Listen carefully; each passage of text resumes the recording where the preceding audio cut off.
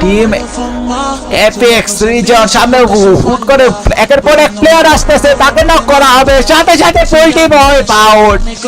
এটা কিন্তু টিআরএল এর জন্য একটু হলেও পিছু পাওয়া করা হবে।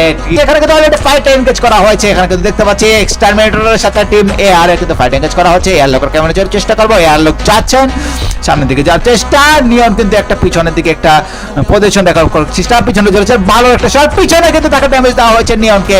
স্কেলারের সকল আবার লিগ স্পোর্টস কিন্তু থার্ড পার্টিতে চলে আসছে, দারুণ একটা সুযোগ থাকবে লিগ স্পোর্টস এর জন্য। একে একে দুইটা প্লেয়ার নক, কিন্তু এই টিমে আর এর এলটন লাস্ট একটা প্লেয়ারের টিপ ফুল টিম আউট করে ফেলে দেওয়া হচ্ছে এক্সটারমিনেটরকে। লাস্ট কিন্তু আমরা দেখতে পাচ্ছি last player LI team APX রিজনের পক্ষ থেকে রক কি করতে পারে সামনে প্লেয়ার, টিআরএল মুভমেন্ট ড্যামেজের চেষ্টা, লুফিকে নক আউট করে ফেলে দেওয়া হয়েছে। এবার কিন্তু একটা প্রেসারে পড়তে পারেন দুইটা প্লেয়ার নক, এয়ার এর পক্ষ থেকে রগের পক্ষ থেকে। হোয়াট এ স্নাইপিং বলা যায়, দুইটা কিল কিন্তু নিজের টিমের জন্য ইজিলি কিন্তু আমরা দেখতে পাচ্ছি। এর সাথে ডাবল কিল কিন্তু করা হয়েছে নিয়ম।